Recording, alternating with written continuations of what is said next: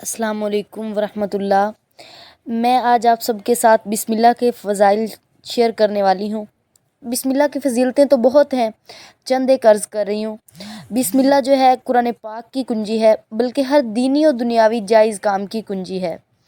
تفسیر روح البیان شریف میں بسم اللہ کے ماتحت ایک حدیث نقل فرمائی کہ جب حضور علیہ الصلاۃ والسلام معراج میں تشریف لے گئے اور جنتوں کی سیر فرمائی تو وہاں 4 نہریں ملاحظہ فرمائی، ایک پانی کی، دوسری دودھ کی، تیسری شراب کی اور چوتھی شہد کی۔ جبرائیل امین سے دریافت کیا کہ یہ نہریں کہاں سے آ رہی ہیں؟ حضرت جبرائیل امین نے عرض کیا کہ مجھے اس کی خبر نہیں۔ دوسرے فرشتے نے عرض کیا کہ ان چاروں کا چشمہ میں دکھاتا ہوں۔ ایک جگہ لے گیا، وہاں ایک درخت تھا جس کے نیچے ایک عمارت بنی ہوئی تھی اور دروازے پر قفل پڑا تھا اور اس کے نیچے یہ 4 نہریں نکل رہی تھی۔ ارشاد فرمایا دروازہ کھولو۔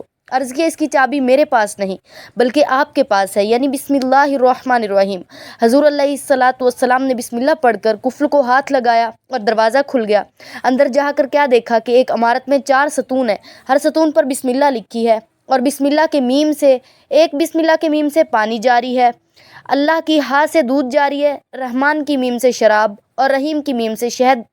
اور اندر سے آواز آئی، اے میرے محبوب علیہ الصلاۃ والسلام، آپ کی امت میں سے جو شخص بسم اللہ الرحمن الرحیم پڑھے وہ ان چاروں کا مستحق ہوگا، تو کیوں نہیں ہم بسم اللہ کی کثرت کریں اور ان کے مستحق ٹھہریں۔